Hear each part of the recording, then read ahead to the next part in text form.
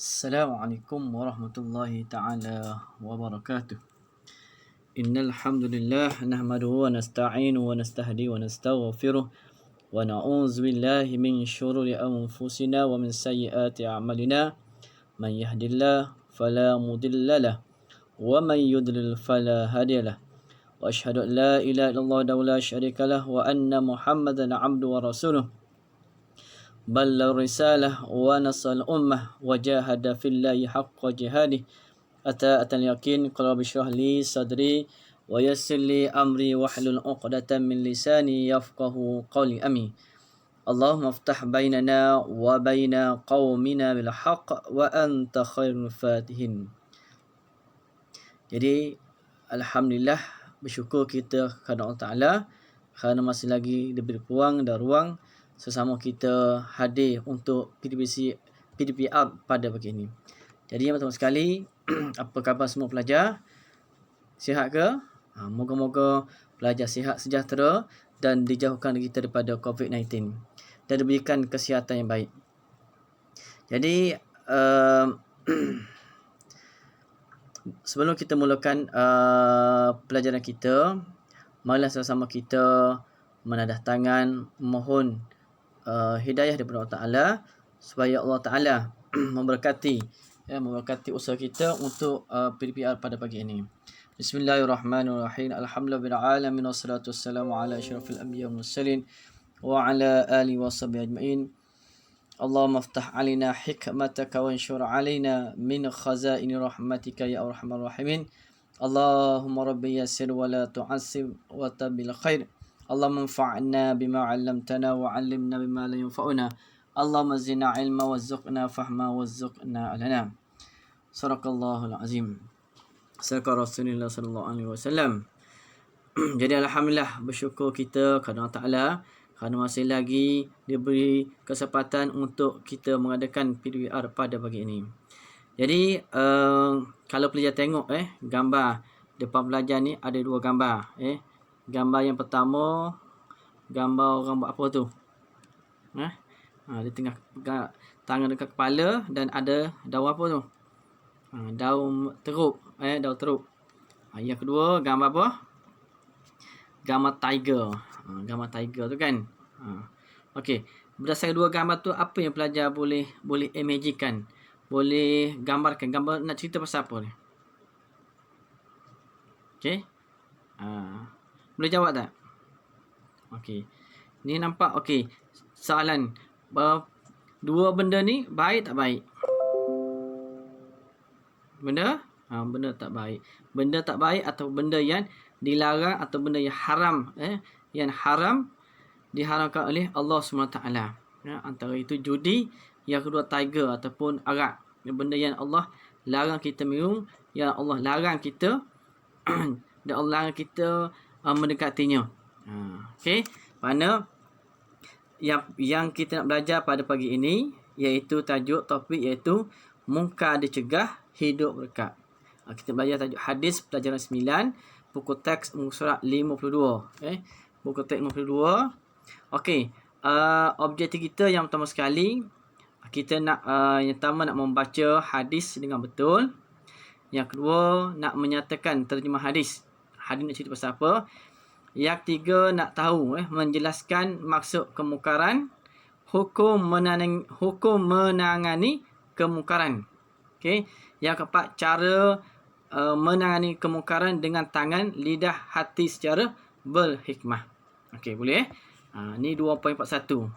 Pentafsiran 2.41 hadis iaitu pelajaran 9. Pelajar buka buku teks muka surat 52.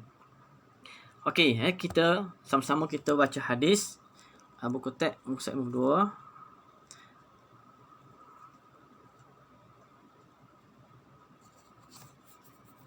Okey, kejap kita pandang. Okey, kita tengok buku teks muka surat 52.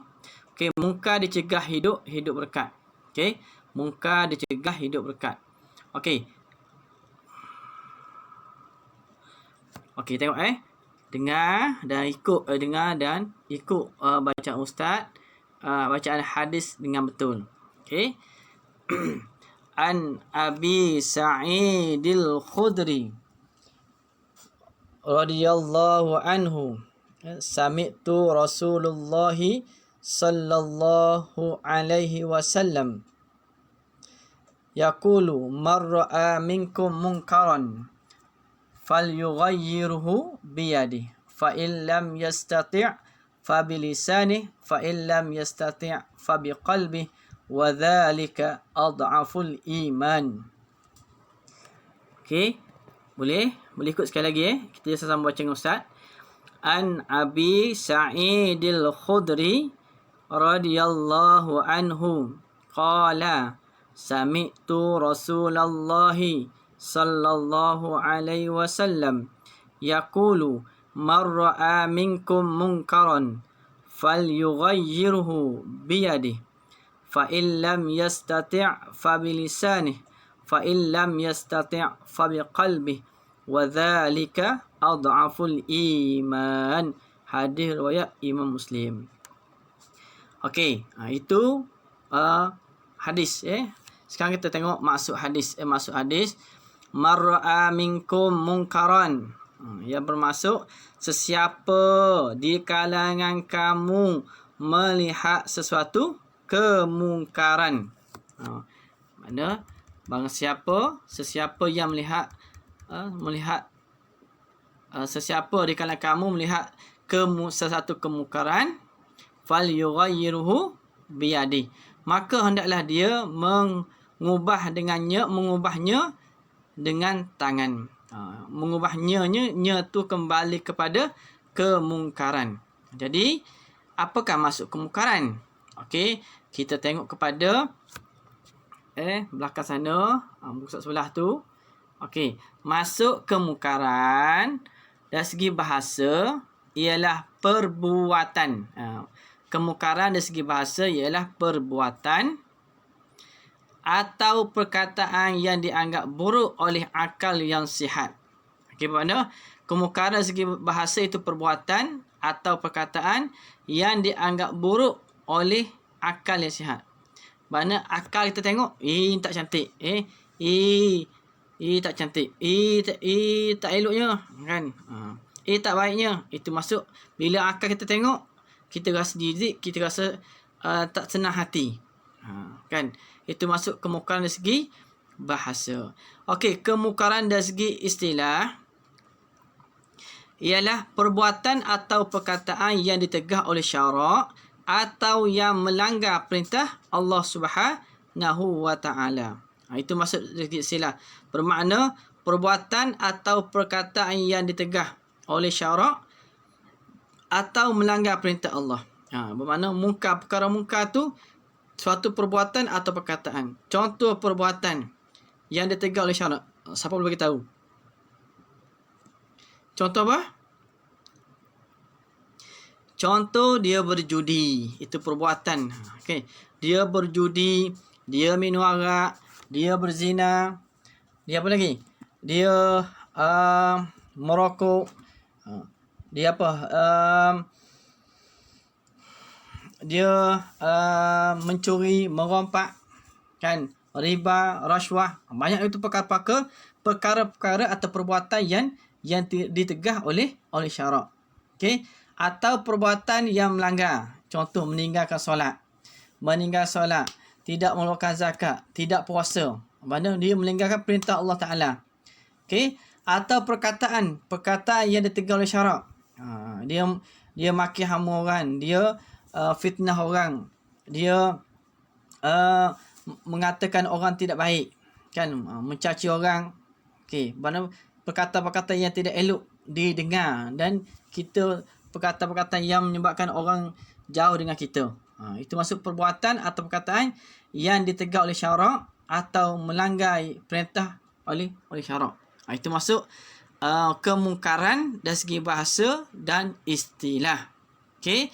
Jadi kata oleh itu kita berusaha melaksanakan ibadah wajib dan memperbanyakkan ibadah sunat serta membersihkan hati dengan berzikir. Boleh. Kerana perbuatan mungkar ni dapat dicegah dengan iman yang kuat. Sebab itulah kata Raihan, iman tak dapat diwarisi oleh seorang ayah yang bertakwa. Ia tak dapat dijual beli. Tersambung baliklah. Makna iman bermakna iman yang kuat akan dapat menjauhkan, mencegah seorang itu daripada membuat perkara yang mungkar. Iman yang kuat. Tadi, kalau seorang itu tidak ada iman, maka menyebabkan dia mudah melakukan perkara-perkara yang mungkar. Mana iman dapat ditingkatkan melalui amal ibadah seperti solat yang khusyuk. Kita telah berusaha melaksanakan ibadah wajib dan memperbanyakkan ibadah sunat serta membersihkan hati dengan berzikir Allah Ta'ala. Okey. Qala Allah Ta'ala, firman Allah Ta'ala, fa'alhamaha fujuraha wa taqwaha qad aflaha man zakkaha wa qad khaba man dassaha. Surah Asy-Syams ayat 8 hingga 10. Yang bermaksud serta mengilhamkannya untuk mengenal jalan yang membawa kejahatan dan membawa kepada takwa. Sesungguhnya berjayalah orang yang menjadikan dirinya bersih dengan iman dan amal soleh, dan sesungguhnya hampalah orang yang mengotorkan dirinya dengan kekotoran maksiat. Yang bermaksud makna Allah Ta'ala mengilhamkan seseorang itu dapat mengenal. Mengenal apa? Mengenal jalan yang membawa kejahatan dan membawa kepada takwa. Mana Allah bagi ilham seorang itu, dia dapat mengenal mana yang baik, mana yang buruk. Okey. Mana dia boleh mengenal mana yang ditegah, mana yang dilarang, mana yang boleh dibuat. Itu maksud dia. Sesungguhnya berjayalah orang yang menjadikan dirinya bersih. Makna Nabi kata, Allah Ta'ala kata, dia itu akan berjaya sekiranya dia dapat menjadikan dirinya yang bersih. Bersih apa? Bersih dengan iman dan amal soleh. Makna dia yakin dengan Allah Ta'ala, yakin dengan rukun iman, dan dia beramal amal yang soleh. Makna barulah dia dapat berjayalah. Dia berjaya menjadikan dirinya yang bersih. Makna Allah Ta'ala, kita sebenarnya pelajar, kita lahir dari kanak kita, diri kita yang bersih. Kan, lahir pada yuladu al-fitrah. Kita lahir dari kanak kita yang bersih, maka ibu bapa kita yang mencorakkan kita Yahudi atau Nasrani atau Majusi. Kan? Jadi dan sesungguhnya hampalah, kecewalah orang yang mengotori dirinya dengan kekotoran maksiat. Mana orang yang mengotori dirinya dengan perbuatan-perbuatan maksiat, bagaimana dia akan menjadi hampa, menjadi perkara yang tidak baik bagi dia. Okey, boleh. Okey, kita tengok yang sebelah dia. Okey, ayat yang seterusnya. Okey, fal yughayyir biyadi, yang bermaksud kita adalah mencegah kemungkaran. Mencegah kemungkaran dengan apa? Biyadi, dengan tangan kita. Apa maksud tangan di sini? Fal yughayyir biyadi, maksud dia maka adalah dia mengubahnya dengan tangan. Apa maksud tangan di sini? Para ahli ulama kata, ulama bersepakat bahawasanya maksud biyadi iaitu menggunakan kuasa yang kita ada.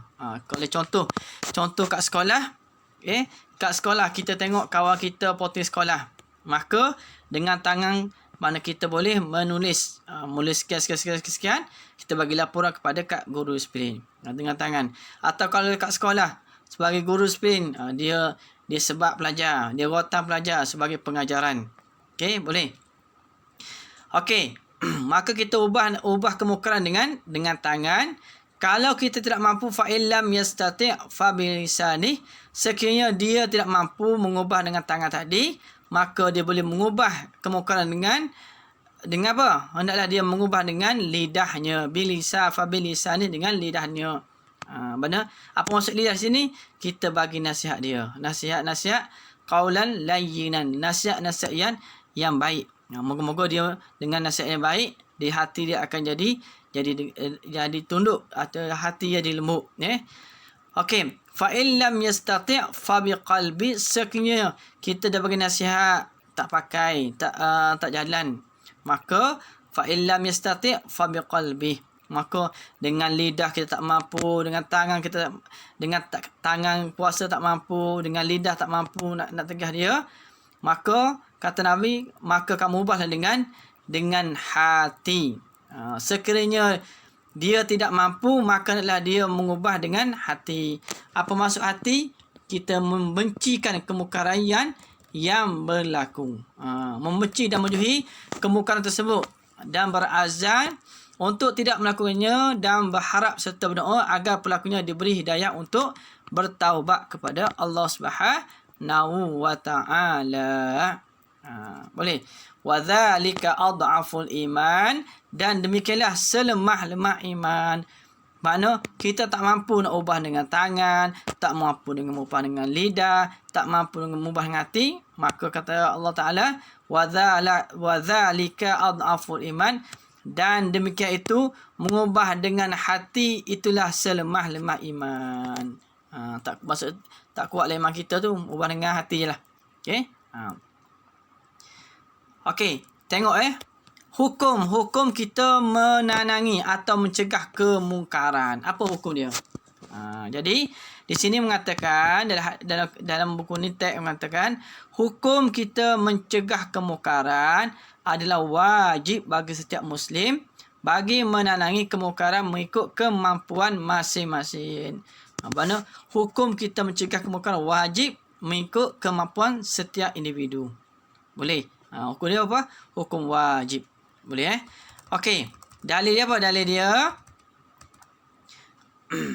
okey, dalil dia kuntum khair firman Allah Subhanahu wa taala, kuntum khaira ummatin ukhrijat lin-nas ta'muruna bil ma'ruf wa tanhauna 'anil munkari wa tu'minuna billah walau amana ahlul kitabi lakana khairan lahum minhumul mu'minuna wa aktsaruhumul fasiqun. Surah Al-Imran ayat 110. Yang bermaksud, wahai Muhammad, wahai umat Muhammad, kamu adalah sebaik-baik umat. Kuntum khair ummah. Kita adalah sebagai sebaik-baik umat. Di kalangan umat Nabi Adam sampai umat-umat Nabi Nuh sebagainya, tapi kitalah umat yang terbaik yang dipilih Allah Ta'ala, sebaik-baik umat yang dilahirkan untuk apa? Bagi faedah umat manusia yang lain. Mana Allah pilih kita umat Muhammad yang terbaik untuk apa? Untuk apa? Untuk faedah untuk umat Islam yang lain. Untuk apa? Ta'muruna bil ma'ruf. Kamu menyuruh umat lain, kamu menyuruh orang lain apa? Menyuruh perkara yang baik. Suruh orang buat perkara yang baik. Wa ta'muruna bil ma'ruf wa tanhauna 'anil munkar, dan kita suruh orang lain buat, kita larang orang lain buat perkara munkar. Suruh buat perkara baik, larang orang buat perkara munkar. Okey, itu maksud dia. Kita umat yang terbaik, itu tugas kita. Yang pertama, suruh orang buat perkara baik. Kita suruh, dia tak nak dengar, terpulang pada dia. Yang penting kita suruh. Kita larang orang buat perkara munkar. Dia nak dengar, yang tak dengar, terpulang pada dia. Okey. Tugas kita dah menyampaikan dan menegah perkara munkar, iaitu perkara buruk dan keji, serta kamu pula beriman kepada Allah. Selain kita menyuruh orang buat baik, selain kita menyuruh orang buat munkar, melarang orang buat munkar, maka kita beriman kepada Allah dengan sebenar-benar iman. Setengah orang dia suruh orang, contoh suruh orang buat baik tapi dia tak buat baik, kan? Suruh orang larang orang buat munkar tapi dia buat perkara perkara mungkar, perkara keji. Ini masalah ni kan. Tak betul lah tu. Dan kalaulah ahli kitab iaitu Yahudi Nasrani itu beriman sebagaimana yang semestinya, tentulah iman itu menjadi bagi mereka. Akan tetapi mereka adalah yang tetapi antara mereka ada yang beriman dan kebanyakan mereka ada orang yang fasik, orang yang kufur kepada Allah Subhanahu wa taala. Jadi pelajar sekalian, mana Allah Taala dah pilih kita menjadi umat yang terbaik. Rugilah kan bila orang dah pilih kita jadi orang terbaik, kita tak ambil, maka kita jadi orang yang rugi dunia, rugi akhirat. Boleh. Sebab itulah Imam Al-Ghazali kata kita nak pilih kawan, kawan yang baik-baik. Supaya apa? Supaya dia akan membimbing kita ke arah kebaikan. Boleh. Okey, seterusnya cara kita nak menandangi kemungkaran. Okey, cara menandangi kemungkaran iaitu cara menandangi kemungkaran ada 3. 3 cara menandangi kemungkaran, iaitu yang pertama dengan tangan, yang kedua dengan lisan, yang ketiga dengan hati. Okey, tengok. Cara kita mengubah dengan tangan, dengan kuasa ada pada seorang mengikut kemampuan dan bidang kuasa seperti ketua keluarga, ketua kelas, pengawas, ketua masyarakat dan ketua negara. Mana cara kita nak mencegah kemungkaran? Ubah dengan tangan, dengan kuasa yang kita ada. Contoh, seorang bapa dia mencegah, menegur anak dia, anak yang tak solat. Kan, maka dia nak rotang sebagainya, terpulang pada dia lah. Kerana dia kuasanya ada. Sama juga ketua kelas. Mana pelajar bising dia tulis nama, lepas tu bagi tahu guru. Sama juga pengawas, menjaga keamanan sekolah. Mana mengikut bidang kuasa. Kalau masyarakat pemimpin, ketua negara, Perdana Menteri, dia menggunakan kuasa veto dia untuk mencegah kemungkaran. Okey, yang kedua, dari segi mencegah kemungkaran dengan lisan, dengan lidah. Mana dengan lidah apa? Menegur, menasihati atau melaporkan kemungkaran sama ada secara lisan atau tulis. Dengan lisan. Mana? Kata firman Allah Taala kata, Ud'u A'udzubillahi minasyaitonirrajim. Ud'u ila sabili rabbika bil hikmah wa mau'izatil hasanah wajadilhum billati hiya ahsan inna rabbaka huwa a'lamu biman dhalla an sabilihi wa huwa a'lamu bil muhtadin. Surah An-Nahl ayat 125, yang bermaksud serulah ke jalan Tuhanmu wahai Muhammad dengan hikmah, iaitu bijaksana, dan nasihat pengajaran yang baik, dan berbincanglah dengan mereka, berbahaslah dengan mereka yang engkau suruhkan itu, dengan cara yang paling baik. Sesungguhnya Tuhanmu dia jua yang lebih mengetahui akan orang yang mendapat hidayah petunjuk. Mana Allah Ta'ala pesan kepada Nabi supaya seru manusia ni dengan cara hikmah, cara bijaksana. Kan? Bijaksana dan nasihat pengajaran yang baik-baik. Nasihat yang baik-baik supaya terkesan pada hati dia. Boleh. Dan kalau dia tak pakai juga, maka kita berbahas, berdebat, berbincang dengan mereka dengan cara yang paling baik. Berdebat dengan cara baik, bukan nak memusuhi dan sebagainya, tak. Tapi kita berdebat dengan cara yang baik, nak menunjukkan Islam tu baik, Islam tu yang paling elok, yang paling cantik. Okey. Dan Allah Ta'ala jualah yang lebih mengetahui akan orang yang mendapat hidayah dan petunjuk. Okey. Dari segi hati, cara mencegah kemungkaran dari segi hati, membenci dan menjauhi kemungkaran tersebut, dan berazam untuk tidak melakukannya, dan berharap serta berdoa agar pelakunya diberi hidayah untuk bertaubat. Kita benci. Bencinya kita tengok orang ni asyik minum arak, asyik jumpa judi dan sebagainya, perkara buruk dia buat, kita benci. Nak tegar dengan tangan tak boleh, nak tegar dengan lidah tak boleh. Maka kita mencegah dengan hati bermakna kita membenci dan menjauhi kemungkaran tersebut. Boleh. Ni ada doa yang perlu kita amal. Dan spektrum ilmu ni, amalkan doa ini dalam kehidupan harian. Apa doa dia? Allahumma arinal haqqa haqqan warzuqna ittiba'ah wa arinal batilan batilan warzuqna ijtinabah. Yang bermaksud, ya Allah, tunjukilah kami bahawa yang benar itu benar dan rezekikan kami untuk mengikutinya, dan tunjuki kami jalan yang salah itu salah, serta berikan kami kekuatan untuk menjauhinya. Tafsir Ibn Katsir. Ini doa yang Nabi ajar itu supaya kita bacalah, supaya jauh kita daripada perkara-perkara mungkar. Okey, last sekali hikmah menanangi kemungkaran pertama sekali dapat meningkatkan kualiti diri melalui nasihat dan teguran.